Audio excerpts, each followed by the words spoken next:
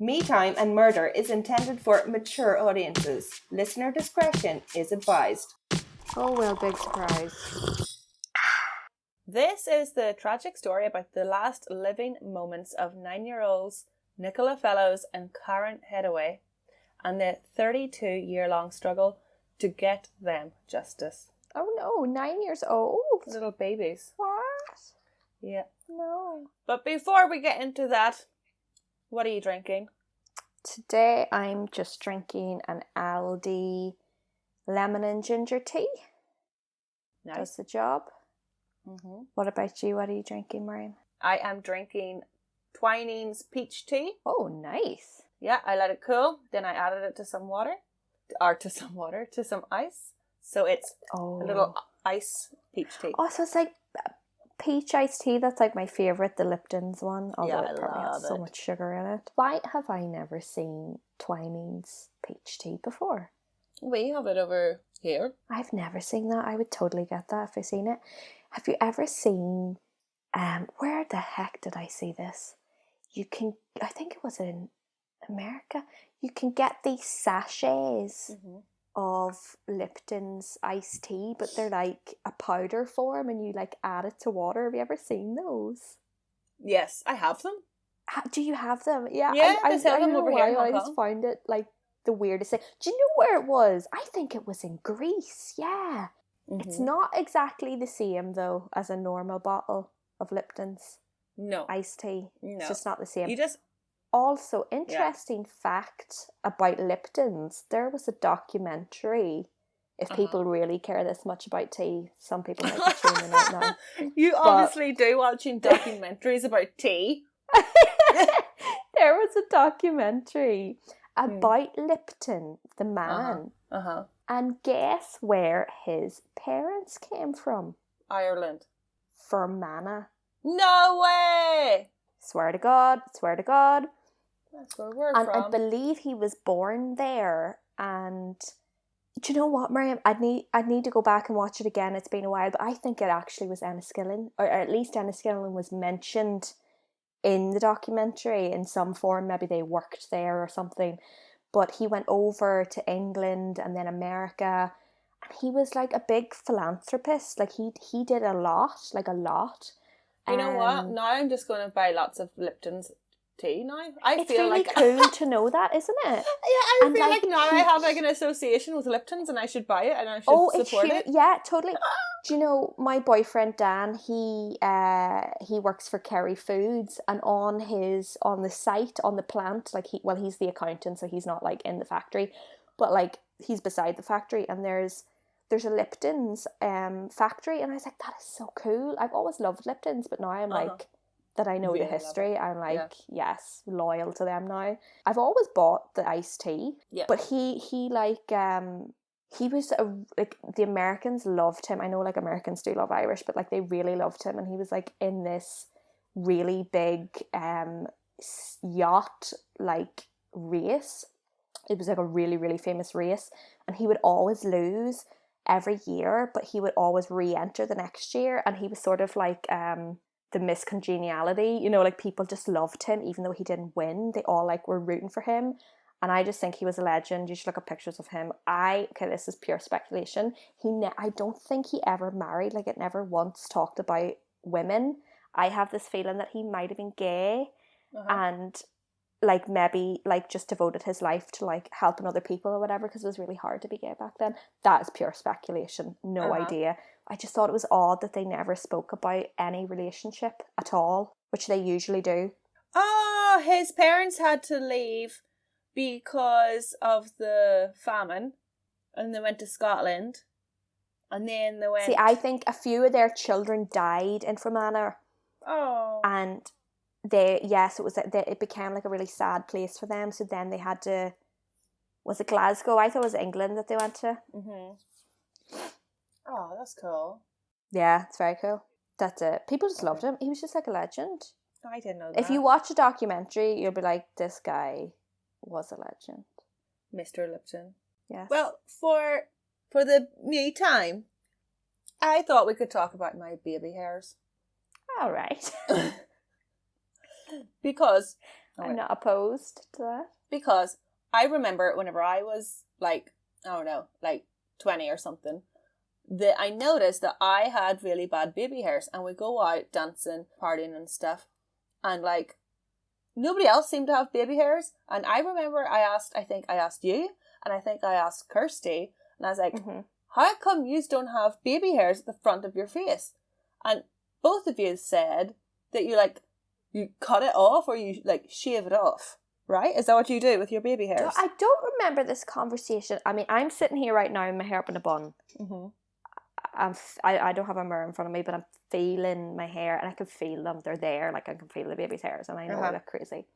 I know that Sarah gets really crazy ones. Oh, yeah? But hers aren't curly. Hers are more straight. I know yours are probably curly because I think we get the curly hair from our mum.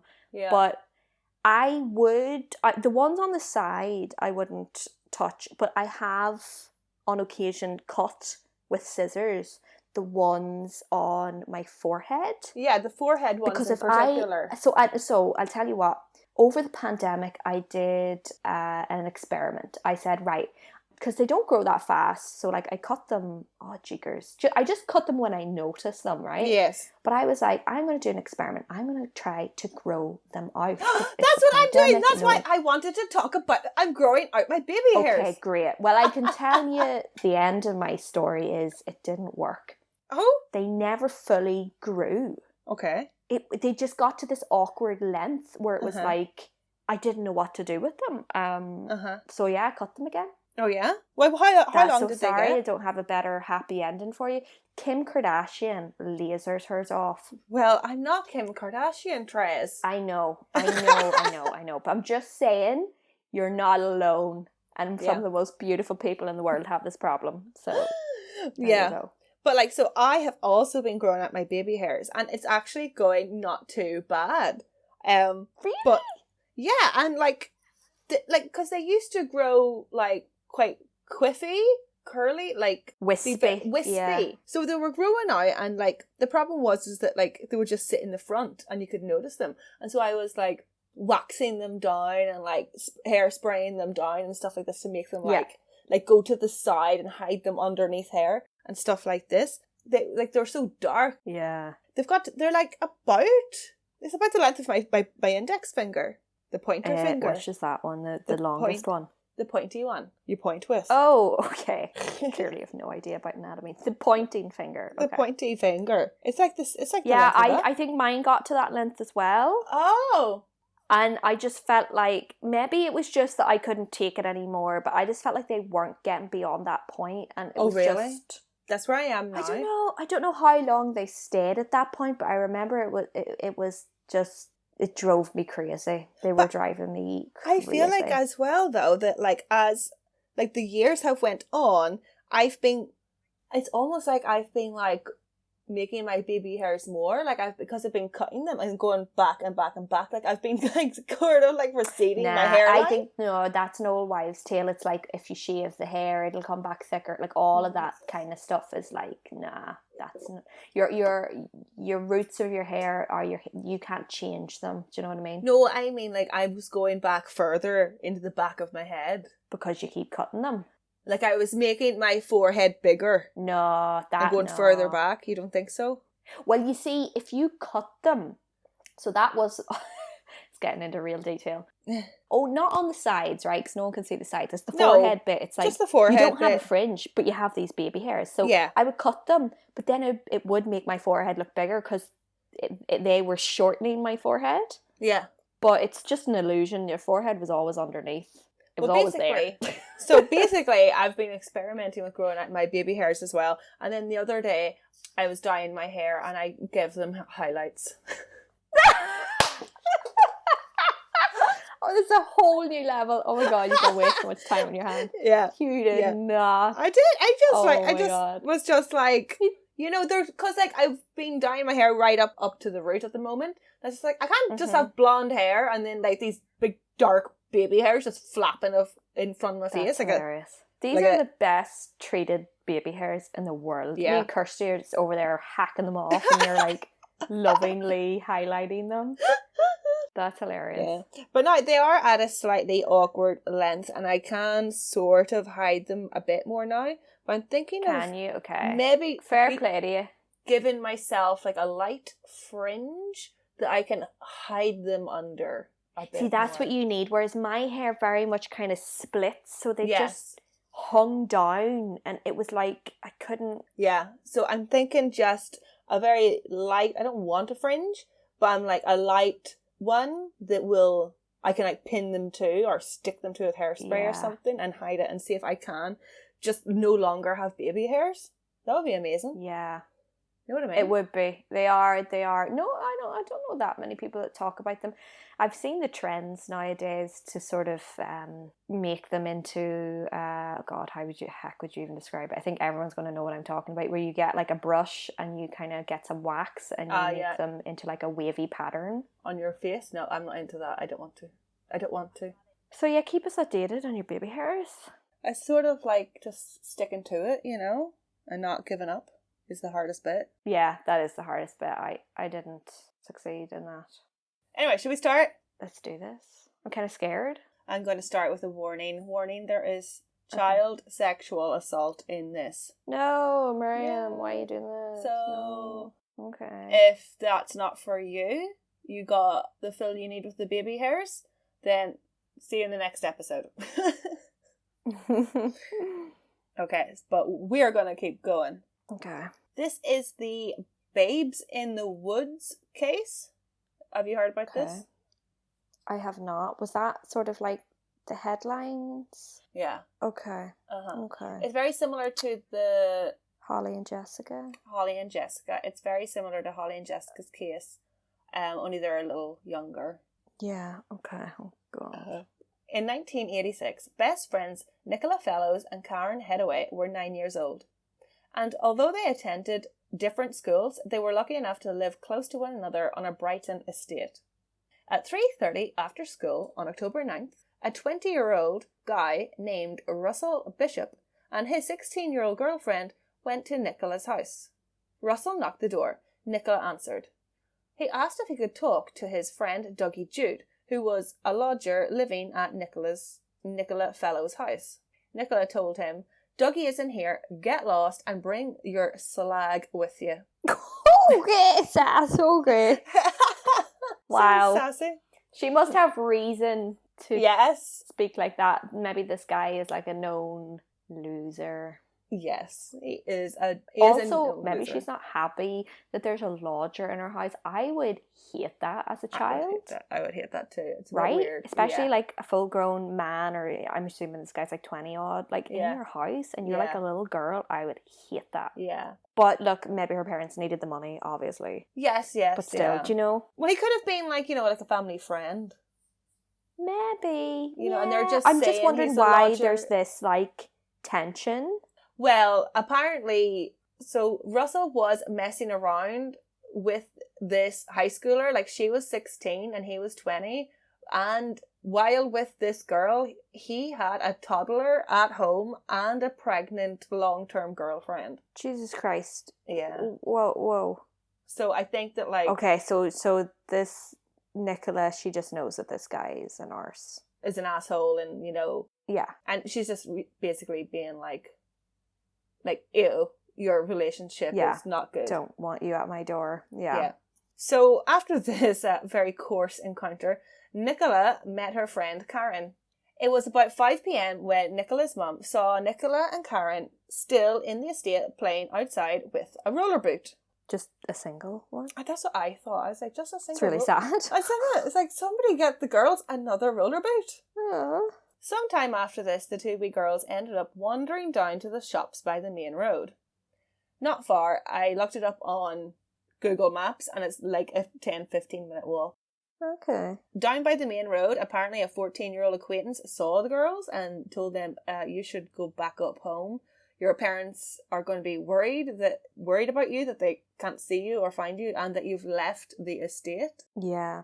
I'm trying to remember, at 9 years old, you didn't really walk about on your own, sure you didn't? 9 is pretty young, yeah.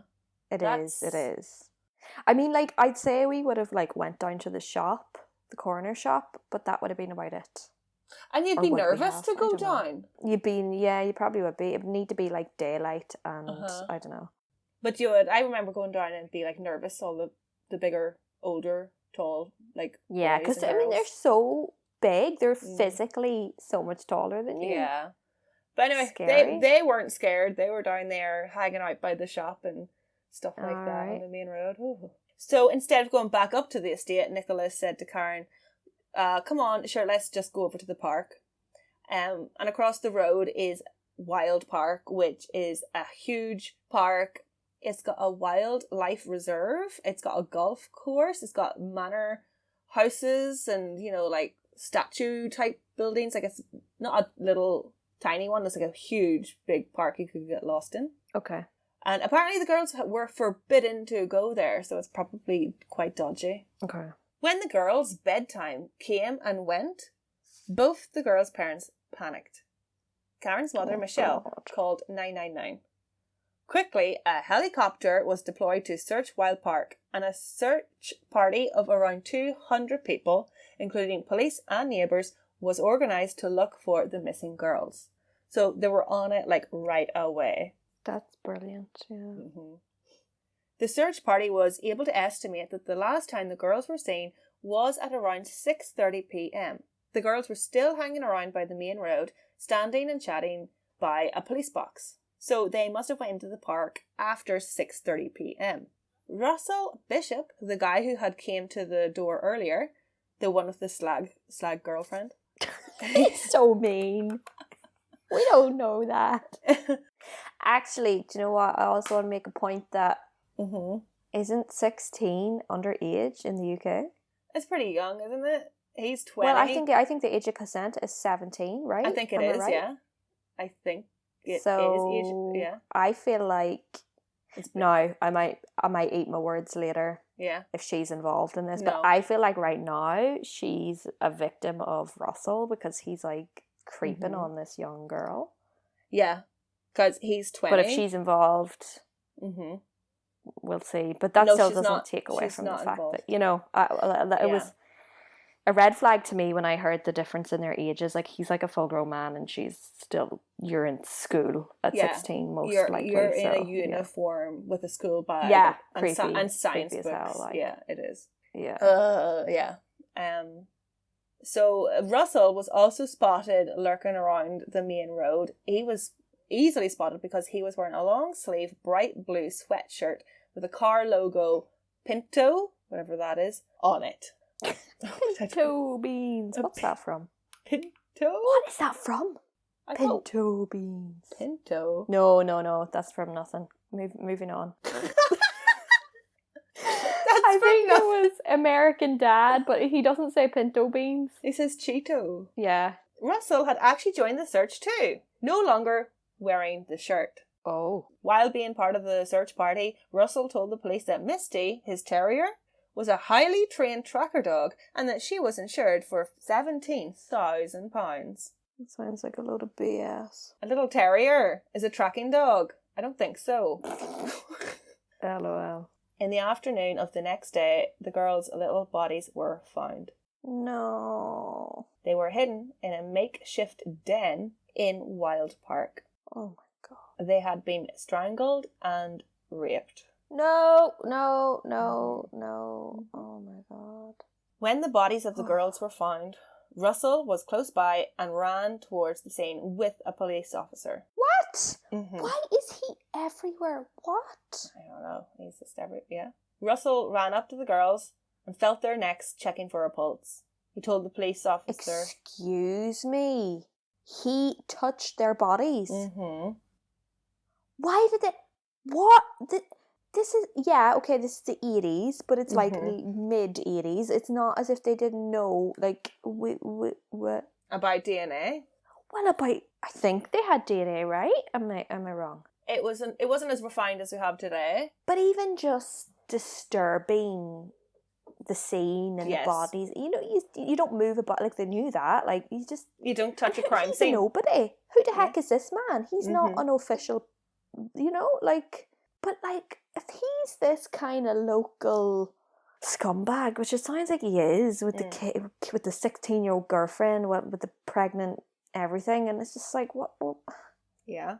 It's like you might let a respected member of the community do that, but why are they check for letting a this pulse. random Yeah. 20-year-old doofus do this? Right. Yeah, so he went up, he checked their necks, checking for a pulse, and he told the police officer, you know, yeah, I went up and I checked him for a pulse, that there doesn't seem to be a pulse, but do you think there was another reason why he was telling the police? Why was he so insistent on touching them and telling the police officer that he touched them? So that now it's like, that's a reason for his DNA being there? Well, yeah. Like, but that's not, doesn't, Mm-hmm. are the cops not going to realise that very quickly? Mm-hmm. I mean...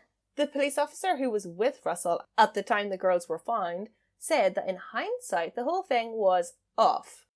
In hindsight, not in the moment.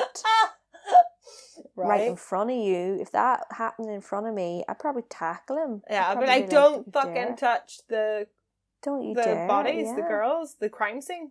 He said that in his opinion, he and Russell were not really that close enough to the area of the makeshift hut to know where to run to, or to even give an account of what he saw and when he ran towards it. So did an officer or somebody shout, "I found them," and then Yes. he made a beeline? Is that Yes. what happened? Yeah.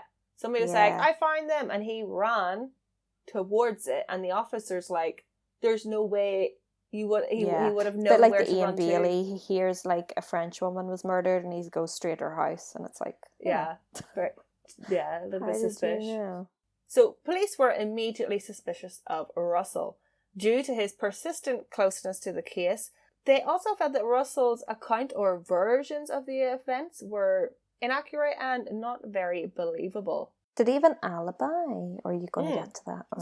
So police interviewed Russell, and his telling of his movements and whereabouts, his alibi of the last 2 days, were really inconsistent and contradictory.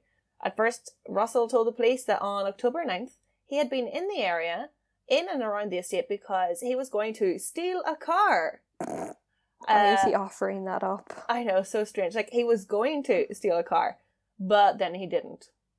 It's like, okay, right. Then another time, he also claimed that he was on the main street because he was going to go to the newsagents to buy a paper. But then when he got there, he realised he didn't have any money, so he didn't buy a newspaper. What on earth? Does he live close by? He lives I think it's 15-minute drive. But you wouldn't... Really? Well, I don't think I would drive 15 minutes to get a paper. There's got to be somewhere closer to you that does a paper. There's bound... Yeah, exactly, right? It depends if he's out in the middle of nowhere, but this sounds like a suburb. This doesn't sound like, Also, he didn't buy one. So it's like, he didn't have the paper to prove that he had or bought he it. didn't bring money. Like, if you're driving for 15 minutes to get a paper, you bring money with you for that. Like, you don't... And you're saying that there's no loose change in your car? Yeah, it doesn't seem believable at all. And then he told the detectives that he was going to go see his 16-year-old girlfriend that evening. Again, why do you keep bringing these dodgy things up? Right. But instead of meeting his underage girlfriend, he just went and bought some weed and went home instead. All these things are so awful. Right, and it's just like... Oh, God. They're asking him what is his alibi, and all of his alibis are half alibis. It's like, I was going to steal a car, but I didn't. And it's like, so basically that's nothing. That's not an alibi. You're just saying nothing. Do the thing. Yeah, you cancelled it out. I was going to buy a newspaper, but then I didn't. It's like, so what did you do? What is your alibi? It's like, that's still, just because you were going to do something doesn't mean that's an alibi. Yeah, he's not fully thinking it through. He's just thinking of reasons I may have been in the area, and maybe it was this, maybe it was that. Yeah. None of those are going to get him out of it. Not only were his answers for his whereabouts weird, but he was just dodgy and slimy. And he already had a pretty bad reputation.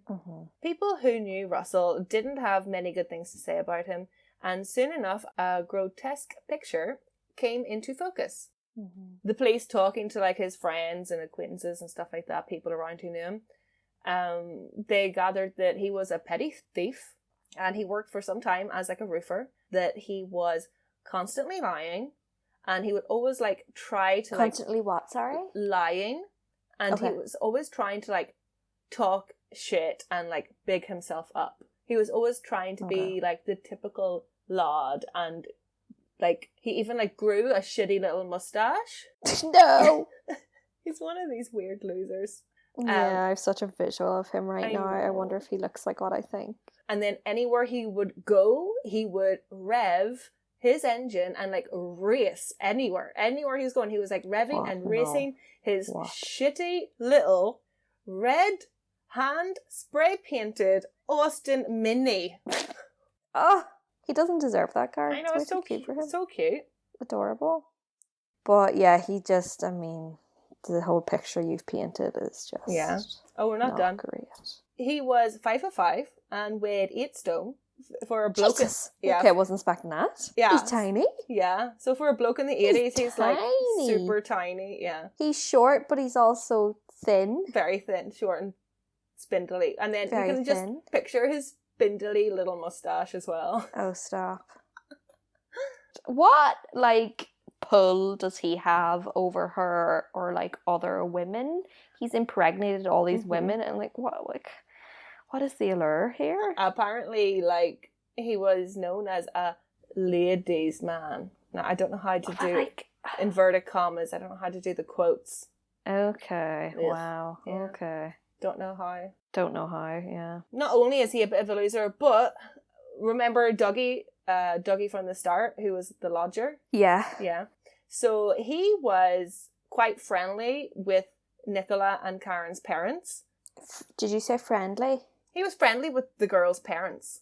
Okay, okay. So he sort of, felt a little bit parental, like, towards the girls. And he warned them, like, you should stay away from Russell because, like, he is not safe.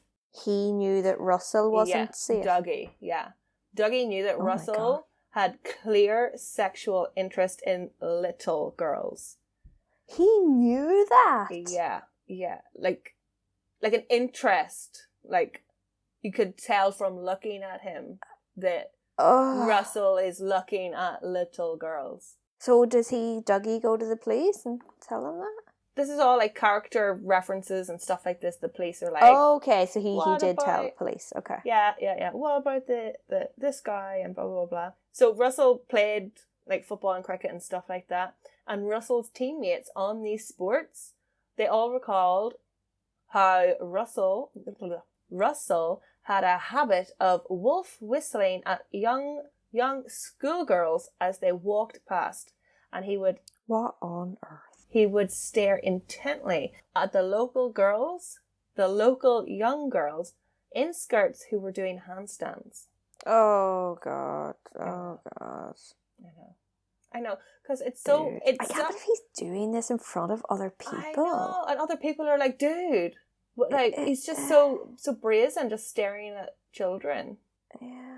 Because it's so, like, it just robs your innocence, because we were always doing handstands when we were kids. Oh my God, we did so many wait, handstands. constantly And then when handstands. you hear things like this, it's like, oh, Jesus There was Christ. probably times Although we were would have wearing done skirts. them more just at home. But can you imagine if there was some, like, creep watching through the window? That could have happened. Dude. Yeah. Russell also had a string of young girlfriends, some of whom were noticeably young and still in school. There were also rumours that Russell would talk the local teens into appearing in his homemade pornos. The fuck? Yeah. And then he would pass these pornos around the men who were living on the estate. Oh, Jesus. This is just the worst. Yeah, and he was doing all of this and acting like this despite living with his pregnant partner and his young son. Wow. So, due to the account inconsistencies, suspiciousness, overall creepiness, and the fact that Russell lived only 1.5 miles from Nicola and Karen, Russell was arrested on suspicion of murder on 31st of October. In 1987, Russell was tried for the rape and murder of Nicola and Karen. But the trial was a disaster. No. So the pathologist and the forensic investigation team failed to record the temperatures of the girls' bodies. This meant that they could not accurately state a time of death. How on earth I know. could that possibly happen? You have 2 young deceased girls. That's not a common occurrence. Would you not be like hyper diligent because it's such an important case? Yeah, like, let's do this I don't right. understand that. I know. I don't get that. I know. So when it came to the trial, the prosecution lawyers had to be, like, guesstimating that Nicola and Karen were killed sometime between 5:15 and 6:30. Okay. Such a big gap. Mm-hmm. But without scientific evidence or specific numbers to back up the time of death, the prosecution could not really challenge Bishop's weird, shitty alibis on the night of the murders.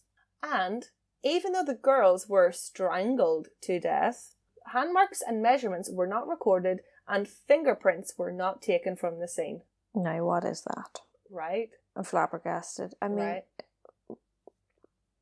could you imagine being their parents? Oh You God, would I'd be fuming. I'd outraged. sue. Yeah, I mean, how can that happen? What on earth? The scientists didn't analyse the blood found on Karen's didn't. underwear. Why? They didn't. Not Mr. Scientist. Mr. Scientist. What? I know. Like, why? Like, So they've got like... especially given where the blood was? I know! It's so fucked. Yeah. Yeah. I'm in total shock. I'm in total shock here. What is going on? So there's like hardly any... Could they mess this up more? Like, I know, right? Mm-hmm. what about semen? No. I don't think there was semen found. I don't think the... They obviously didn't gather it then. No. So now we're going to go backwards a bit before the trial. So even while looking for the missing girls, the police were super suspicious of Russell. The police asked around and were able to figure out that Russell had been spotted by locals out and about that day. They all described Russell as wearing a blue sweatshirt with a Pinto logo on it. But by the time they were looking for the 2 girls, he was no longer wearing the sweatshirt. With a hunch, on the day of the search, the police also searched for and later found the dirty, sweaty, bloody blue Pinto sweatshirt that was discarded on the railroad tracks. It was perfect evidence. What an idiot. He just discarded it. Right, just on the How hard railroad. is it to burn a sweatshirt? Right, or just, well, it would have been perfect Or evidence. Just bring it or put it in a bin that the council is going to take away, or just not the tracks. So stupid. It's just going to lie there. Yeah, what an idiot. It would have been perfect evidence if they had have stored it properly.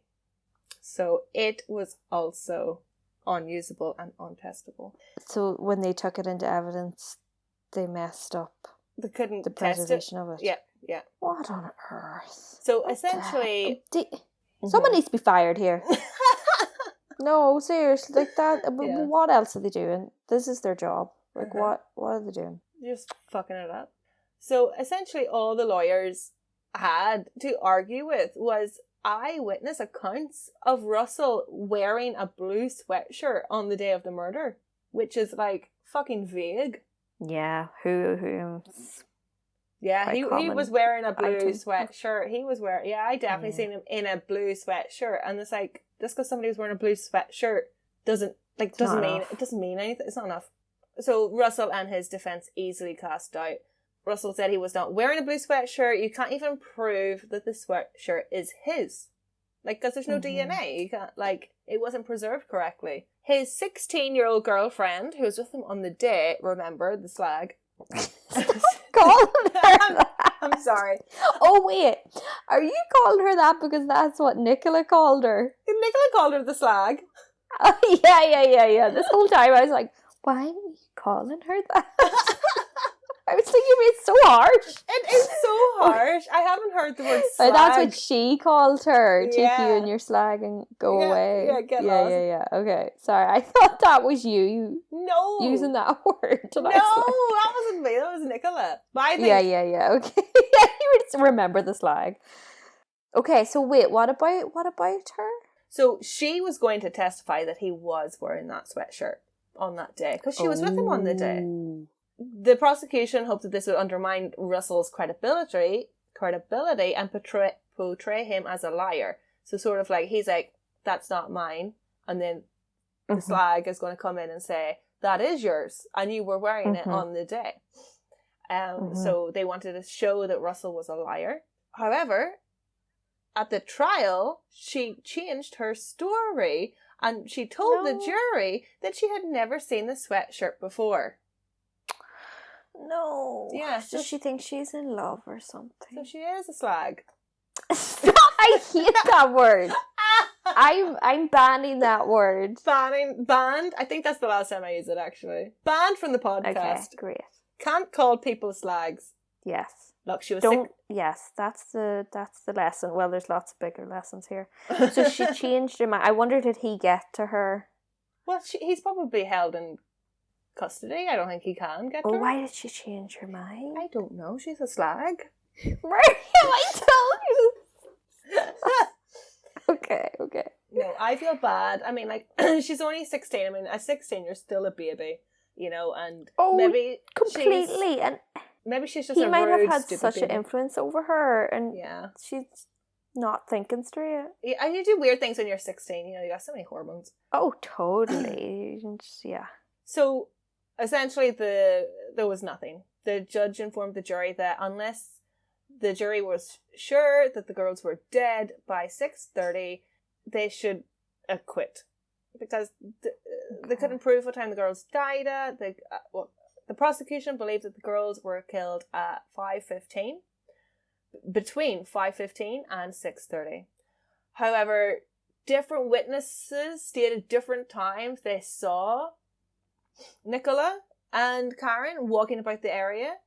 And they stated different times that they had seen Bishop leaving Wild Park. So it was very contradictory. On the 10th of September 1987, after a 4-week trial, Bishop was acquitted of both murders and released. What the actual fuck? 3 years later, in December 1990, Russell Bishop is convicted of a very similar attack on another Brighton girl. Oh my god. Mm-hmm. He was found guilty of kidnapping, molesting, raping, and the attempted murder of a 7-year-old. Oh my god. Fortunately, she survived.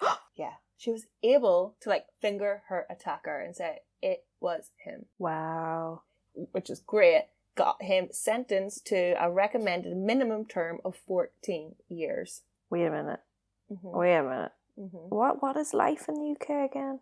I think it's something like 30, 35. I can't remember. But that just seems ridiculous to me. Yeah, right. Well, that's minimum. You'll probably stay in there longer. Okay. Still. You would think that this would give more weight to the babes in the wood who were fined. But there's this thing called double jeopardy. Can't be tried twice for the same. Yes. Yeah.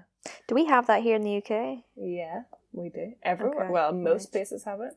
Now, but in 2005, a very special change was made to the Criminal Justice Act about double jeopardy. What do you think happened? Oh, if the DNA, because it's unrefutable, it's just factual.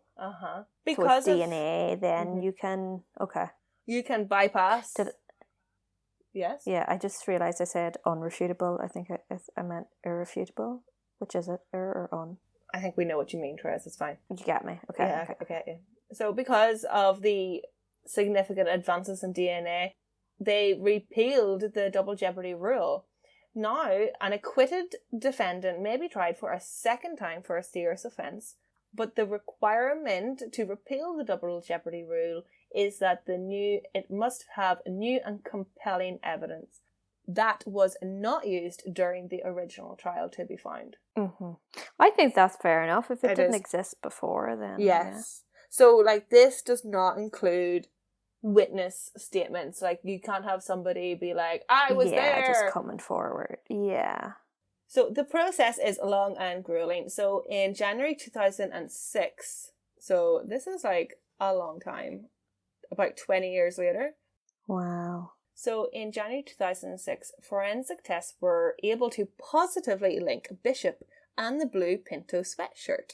So his DNA was on the Pinto sweatshirt. It was his. Yeah. However, by the end of the year, the families of the both girls were informed that that was not enough evidence to proceed with a fresh case. Oh. So then they had to wait for another 5 years when Nicola and Karen's case is like handed over to a cold case review. And then with more, it just takes so long, and then with more forensic tests and more investigation, Eurofin's Forensic Services also came on board to help with the Babes in the Woods. The same forensic team that helped bring the killers of Stephen Lawrence to justice. The sweatshirt also had fibres from both of the girls' clothing. So their clothes... That's what I was hoping. Yeah, were also on the sweatshirt. Fibres are crazy. Uh-huh. Like, they blow my mind. Uh-huh. A fibre from one fabric can get onto another. It's just like, whoa. Right. Additionally, Crazy. Eurofins found red paint on the blue jumper, which matched the paint samples taken from Russell Bishop's shitty red hand spray painted Austin Sicking you. Shouldn't have spray painted your car. Yeah. So the shitty red... Bet it was a really badly done job as well. Bet it looked crap. I bet it was patchy as fuck. And then that came back to bite him in the ass. Yeah. So it's on his sweatshirt and it's on the girls. How would it get on the girls? That blue, the red. Literally, those paint chips are on that were found like on their bodies or clothes or whatever. On their clothes, yeah. Wow. Furthermore, tapings from Karen's arm also showed traces of Bishop's DNA. So even though, yeah, it was just everything was like either not gathered or like stored incorrectly, but with the advances in technology, they were able to really get in deep, and they were able to get traces of his DNA. Wow. And they found a lot. Mm-hmm. There's like paint and fibre and DNA. And Yeah. like, that's a lot. The It's team- very condemning. The team spent 6 years gathering all of this information Wow.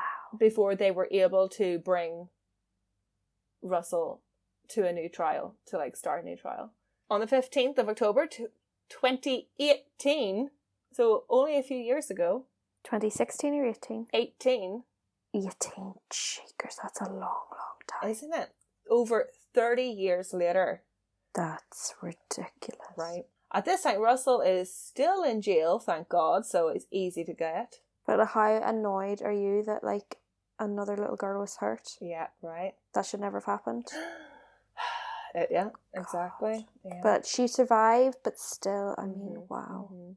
Not only do they have this very compelling evidence, but like he has already been convicted of kidnap, rape, and attempted murder of a 7-year-old. So it's like Yeah. his MO is the same. So we have the evidence, and we know his character because he's already in jail for the same crime. He said he didn't do it. He denied it. He told the jury that the police have spent 32 years building a case against the wrong man.